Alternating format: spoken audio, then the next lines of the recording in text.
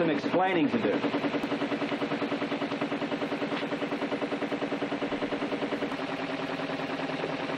Not a bad addition, wouldn't you say? There's a good banner head. It's a great lead-in story. It's not bad at all. It's gutter journalism at its very best, and that story is muckraking at its very worst. This is a prime example of freedom of the press, meaning this paper is going to delve into anything that smells of collusion. What bloody collusion? The facts speak for themselves, Commissioner. How do you figure that? All the facts aren't even in yet. Yeah, or they're being covered up. You listen to me. I'm not about to be intimidated by the Quartermains or anybody else for that matter. But you and your sleazy rag are pushing me into a position which could very well jeopardize this entire investigation. Yeah, it's a perfect defense for a cover-up, double talk. Face the facts, Scorpio. There's a prominent woman doctor in this community who was seen leaving the scene of the crime. You haven't even arrested her for suspicion yet. Why not? Is somebody using influence on you to stop the investigation? You're way out of line, Shelton. Another explanation is somebody is getting paid under the table. Come on. Come on, Nobody Scorpio. talks to me like that. Nobody. Come on, try it, Scorpio. It'd be great for tomorrow's edition in the paper, wouldn't it? Huh? Police commissioner, Belt's editor for telling the truth? The only any truth around here is when little old Jackie T bats her baby browns. You'll do anything then. That's the voice of this paper, not you. Why, thank you, Mr. Commissioner, for the promotion. Didn't know you cared. Well, I'm glad you dropped by. I have a few things to discuss with you. Like what? Like the garbage you're writing. Drop dead. And if I do, you'll be the first one to write the obituary. Yes, with great pleasure. Forget your pleasure. How about a bit of accurate reporting, just for a change? Thank you, excuse me. Why don't you stick around? I think we're about to get a lesson on how to cover a story. I think I'll let you two battle it out. You know, it's always very interesting when you stop by, Commissioner. Please do again, hmm? Well, at least I was right. Well, that'd be a twist. Right about what? Well, I knew you'd come running, knocking the doors down as soon as you saw my story. Unless, of course, this is a social visit. You know why I'm here. You owe nothing but a pack of lies. The trouble with you is you can't face the truth. You call that circulation-seeking story the truth? The truth is, you're handling Susan Baldwin's murder like a rank amateur. I see, and you're an expert, I take it. Well, I know the truth when I see it. Perhaps, but there are certain truths you're not very good at dealing with. Oh, so we are back to that. Back to what? Your marriage to Holly. You said it, not me. Now, let's get one thing straight, okay? I could care less about the fact that you married her. I can tell that. Oh, can you? Your friendly, giving nature runneth over.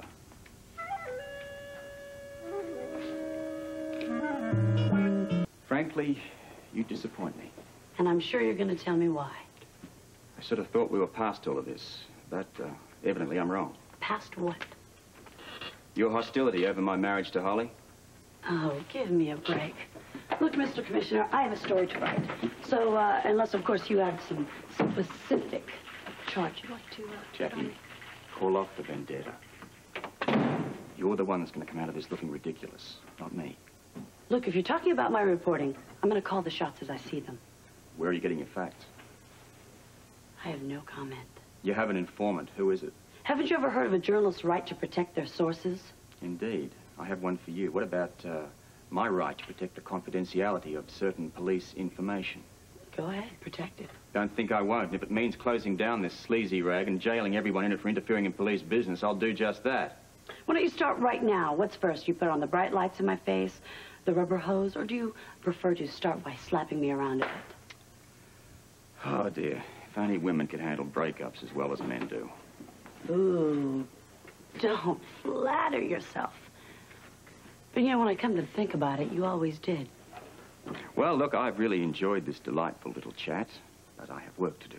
Really? You could have fooled me. Write about the Quartermains all you like. Thank you, I intend to. But save your byline for the society column. You're not ready for the front page yet.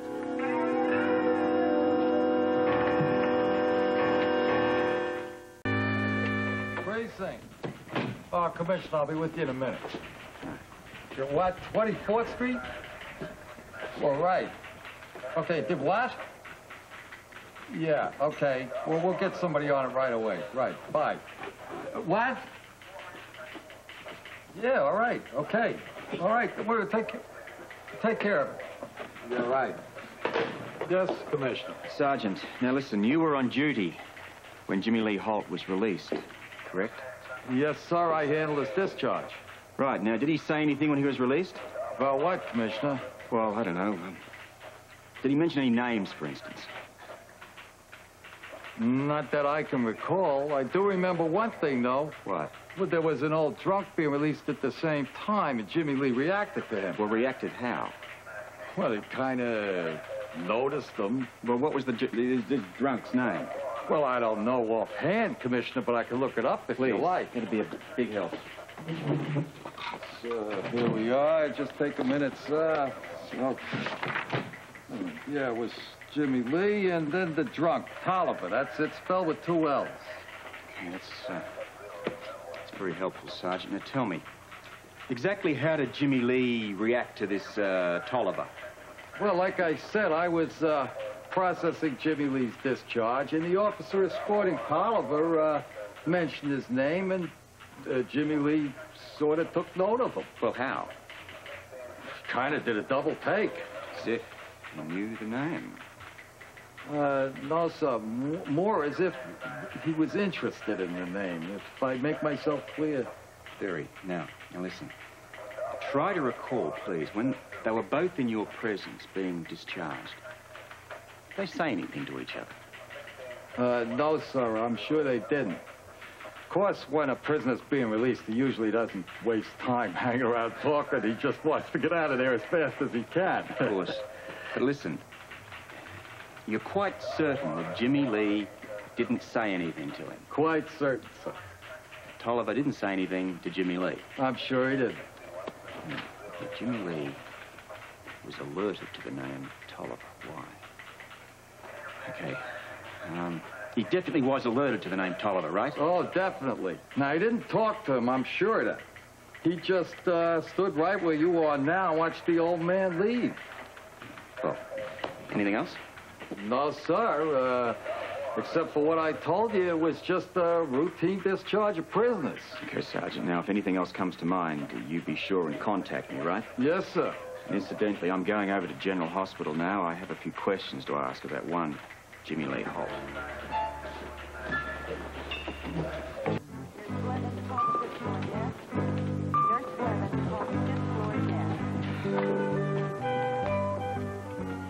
You know the trouble with vacations, Jesse. Don't tell me you didn't have a good time, George. Oh, no, it was marvelous. But I still feel like I'm away. Oh, I know what you mean. You come back and you feel like you're starting all over again, right? Exactly. Did you guys read this story in this morning's paper? I'll tell you, if I was Monica Quartermain, I would never show my face in this hospital again. The whole town has got to be talking about her. I doubt that very much, Amy, and I think you better stop talking about her. Jesse, it's like talking to thin air. Amy. She has got to stop this gossiping. She's got to. Dan is on the warpath about it. Lesley, I have talked to her again and again and again, and it doesn't do any good. I know. I've talked to her, too. She just refuses to accept the fact that she could possibly be getting into serious trouble here. Well, I'll have another try and see if I can get through to her. I doubt it, but do try. It won't be easy, but I'll try. Thanks. If you need me, I'm going to be in the cafeteria. Okay. Hi. Well, hello, how are you? Oh, I'm just fine. Excuse me. Good morning. Good morning. It's a simply gorgeous day, isn't it? Do we have any messages, Amy? I don't know, but I'll check. Georgia, welcome back. Oh, thank you. It's good to be back, I think. Monica, there's no point in pretending it didn't happen. I thought the article in the paper this morning was absolutely rotten, and I hope things go well for you. Thank you very much, Jesse. Here are your messages. You. Thank you. Sure. Georgia, could I have a word with you for a moment, please? Oh, yes, of course. Down here, I think. I heard you were back from your vacation today. It'd be rather nice to have a little chat to you. It's, of course, about the Baldwin business. Oh, I was just as shocked as everybody else. I'm sure. Now, look, as I understand it, you worked at Susan's the week before the murder occurred. Yes, I did. I was doing special duty and helping Susan to recuperate at home. Uh-huh. Now, tell me, during that week, did she have any contact with Jimmy Lee Holt?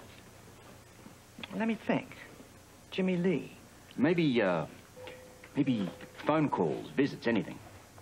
Well, I know he didn't visit while I was there. She phoned him, maybe he phoned her? No, not that I remember. Oh, the only thing that sticks out in my memory now is the note. What note? Well, Susan wrote Jimmy Lee a note, and she asked me to deliver it to him here at the hospital. And you did deliver it? Yes, the same day she wrote it. What was in it? Well, I didn't read it. In fact, I wouldn't have read it anyway, but I do remember that she sealed the envelope. Now, when you gave the note to Jimmy Lee, you were there when he read it? Yes, I believe I was. How did he react? Well, he didn't. No reaction? I mean, he just read it and nothing happened? That's right. Well, I just assumed that it was nothing important, and, well, I distinctly remember, though, that Jimmy Lee didn't say anything. I see. Okay. Well, thanks very much, Georgia. You're Listen, welcome. if you remember anything, you tell me about it, won't you? Of course.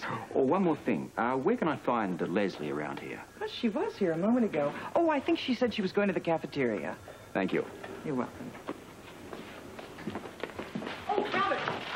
Or do I need to call you Mr. Commissioner now? Whatever comes to mind, Amy. Now, how can I help you? Well, nothing really. It's just I wanted to congratulate you. Looks like you solved Susan's murder. Would you like a valuable tip, Amy? Sure. Don't believe everything you read in the papers. It won't work, Mark. It simply won't work. No? Well, What's the matter, Steve? You got problems? Not really, Lesley. Oh, from the look on your face, I would have thought you were dealing with something absolutely dreadful, like shifting around the hospital schedule or something. I assume you're joking, Lesley, but I do not find shuffling schedules around amusing. I simply try to accommodate people with personal problems, but I don't find it easy, and I don't enjoy doing it. I hear you. I'll see you guys later.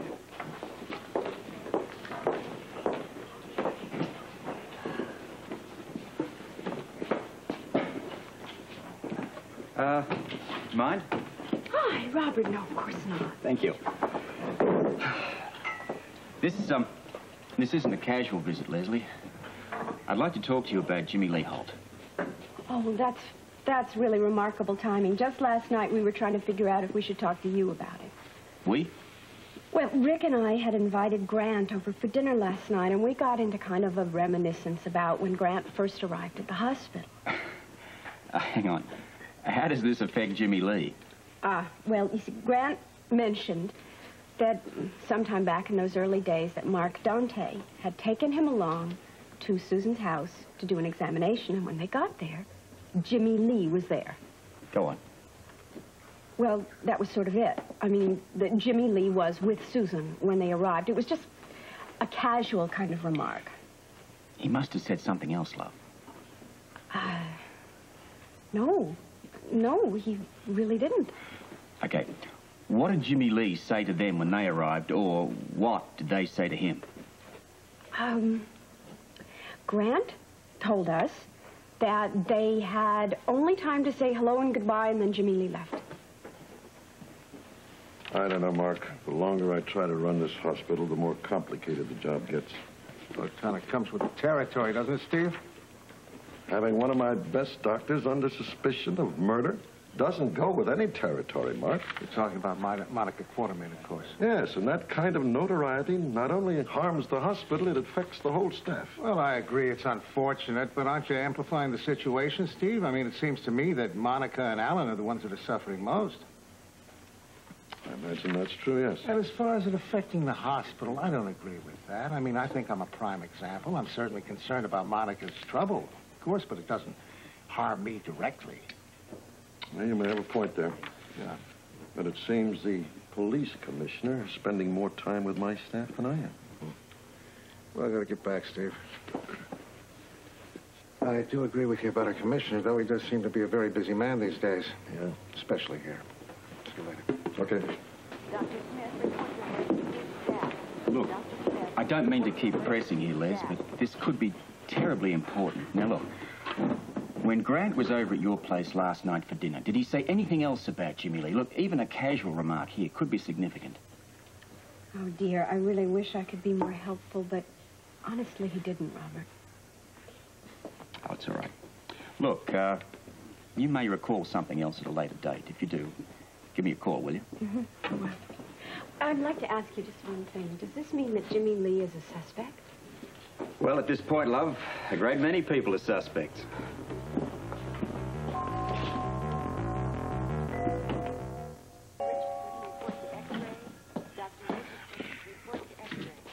I'm checking out for lunch, Jess. I have to call Celia on the hour. On the hour? Yeah, we have a prearranged time. She'll be waiting by the phone.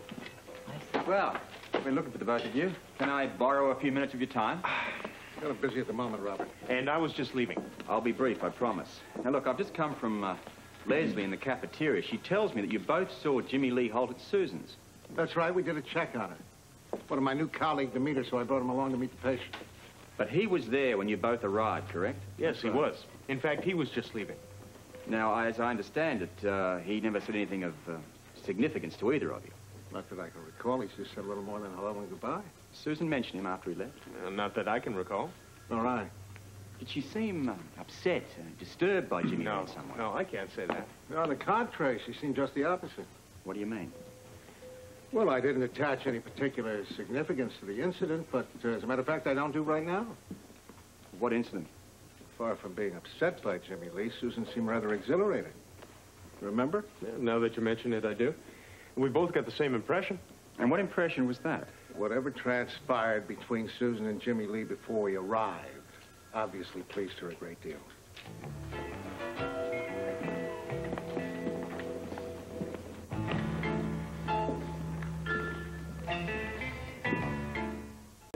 Heather Weber's reputation as a pathological liar has been documented, as you well know. I mean, I'm sure you all know she was institutionalized for her total involvement in the murder of Diana Taylor. Are you accusing, excuse me, Doctor, are you accusing the police commissioner of collusion with Heather Weber in this smear campaign? No, I am not doing that. I'm saying he is as much a victim as I am being victimized. Will you comment on a picture of the victim, Susan Baldwin, being used as a target in gun practice? Yes, I would gladly comment on that. Picture of Susan Baldwin was used... Dr. Monica Quartermain to the lobby desk. Stat. Pardon me, ladies and gentlemen, I am still a doctor and duty calls. I am sorry to call this short. But, Doctor, you may Gentlemen, please. My name is Dr. Alan Quartermain. In my wife's absence, I will be happy to answer your questions. But before you start asking them, let me refer to yours first about the picture being used for target practice. That was a joke. I assure you. It's a pretty heavyweight joke. Whether it was a distance, what people do for their own amusement and their own amusement. Yes, Jesse, what is it? Over here, Monica. What? No, I'm sorry. I have a message. No, on you every don't, page. because I'm the one who had your page. What do you mean? Steve? What? Monica, how dare you call a press conference without getting my permission first? Well, because I had to save my reputation, that's Even why. so, you had no right to act so underhandedly. Now, I suggest that you take a leave of absence and stay on a leave of absence until this whole matter is solved. I don't believe you. Steve, do you believe I killed Susan Baldwin? Of course not. But you have to understand my position. I cannot let the reputation of this hospital go down the drain with a lot of bad publicity. My personal feelings have nothing to do with it. My personal feelings do have something to do with it, and I am not going to let anybody or anything accuse me of murder. That's for sure. We have slandered continuously. Wait. Just one moment, please. Let me get back to that thing about the picture. That is just one more example of the Herald distorting the truth to discredit not only my wife, but my entire family. You know, freedom of the press is one thing. But deliberate bias and persecution in the name of news, now that's another thing. And that's one thing that we will not stand for. The Quartermains will... Hang on. Give her a chance. I am back because I think there is a vital piece of information that you should know. A piece of information that I think the police commissioner should now acknowledge publicly. A crime has been ignored, and I would like the commissioner to publicly acknowledge it. Name the crime. The crime I would gladly name. The fact that Heather Weber, she announced to the press about this picture before the commissioner had a chance to release it to the press. What does that prove, Doctor? Well, it proves, beyond a shadow of a doubt, that Heather Weber could not possibly have known about that picture unless she entered the Quartermain house illegally, went down to the basement, and saw that picture there herself. Would you clarify that, Doctor? I certainly will. Now, you know it. The police commissioner knows it. That Heather Weber is nothing more than a common thief, and she is the one who should be prosecuted. Certainly not me. How can you compare this crime unless you have some pretty strong proof, Doctor, we're going to have a lot of trouble. Only be prepared to handle that as well.